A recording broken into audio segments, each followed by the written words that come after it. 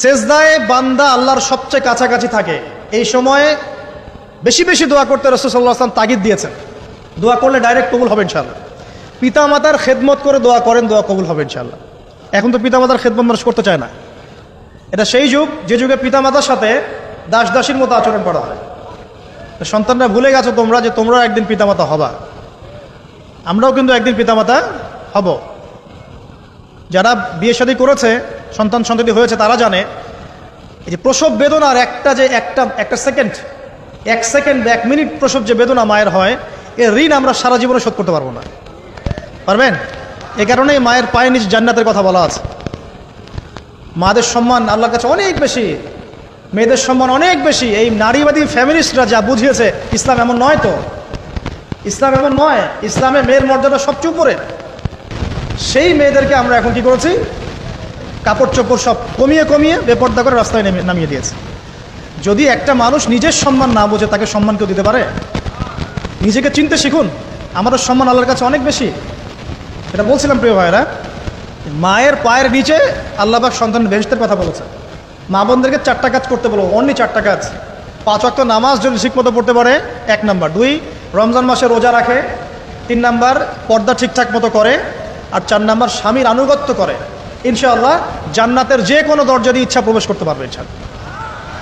এখানে স্বামীর আনুগত্যের কথা বলেছি, স্বামীর দাসত্বের কথা বলি না। আনুগত্য দাসত্ব এক জিনিস না। আনুগত্য মানে কি?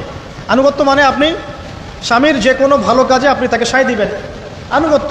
নামাজ পড়তে বলেছে, নামাজ পড়তে হবে। পর্দা করতে বলেছে, আপনি পর্দা করবেন। বেপর্দায় যাবেন, আপনি যাবেন না। এটা আনুগত্য। দাসত্ব কি? দাসত্ব হচ্ছে যে সে ভালো মন্দ যাই বলুক আপনি শুনছেন, এটা দাসত্ব।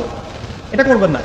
মা বোনরা 4টা কাজ বাসায় গিয়ে আবার শুনিয়ে দিবেন। নবীজি বলেছেন 4টা কাজ কোনো মেয়ে করলে জান্নাতের যে কোনো দরজার ইচ্ছা প্রবেশ করতে পারবে। 1 নাম্বার, 5 ওয়াক্ত সালাত। 2 নাম্বার, রমজান মাসের সাওম রোজা। 3 নাম্বার, পর্দা ঠিকঠাক মতো করবে, লজ্জাস্থানের হেফাজত। এবং 4 নাম্বার, স্বামীর আনুগত্য করা। মায়ের খেদমত করে দোয়া করেন, দোয়া কবুল হবে ইনশাআল্লাহ। বাবার খেদমত করে দোয়া করেন, দোয়া কবুল হবে ইনশাআল্লাহ। কোরআন তেলাওয়াত করে দোয়া করেন, দোয়া কবুল হবে ইনশাআল্লাহ। মনে করেন শেষ রাতে উঠেছেন, মানে শেষ রাত বলতে বোঝাচ্ছি এই ধরেন যে 2টার পর থেকে, এখন 2টা 2:30টার পর থেকে নিয়ে ফজর পর্যন্ত শেষ রাতে উঠেছেন। এই সময় আপনি যা দোয়া করবেন ইনশাআল্লাহ কবুল হবে। হ্যাঁ, বলতে বাধ্য হচ্ছি, এখনকার তরুণ সমাজ ওই 2টা 2:30টার দিকে ওই যে কার কার খেলা থাকে, ওই খেলাগুলো দেখার জন্য ওঠে, তাহাজ্জুদ পড়ার জন্য উঠতে পারে না। অথচ আল্লাহ পাক বলছেন কি, যে শেষ রাতে আল্লাহ পাক প্রথম আসমানে নেমে আসেন এবং আহ্বান করেন, কে আছো আমার কাছে কিছু চাইবে আমি দিব, কে আছো আমার কাছে রিজিক চাইবে দিব, কে আছো আমাকে ডাকবে আমি তোমার ডাকে সাড়া দিব, কে আছো আমার কাছে ক্ষমা চাইবে আমি তোমাকে ক্ষমা করে দিব। প্রিয় যুবক ভাইরা, আল্লাহকে মূল্যায়ন করতে শিখুন। এই সময়গুলোতে দোয়া করলে ইনশাআল্লাহ তাআলা আপনার দোয়া কবুল হবে ইনশাআল্লাহ। সবচেয়ে ইম্পর্টেন্ট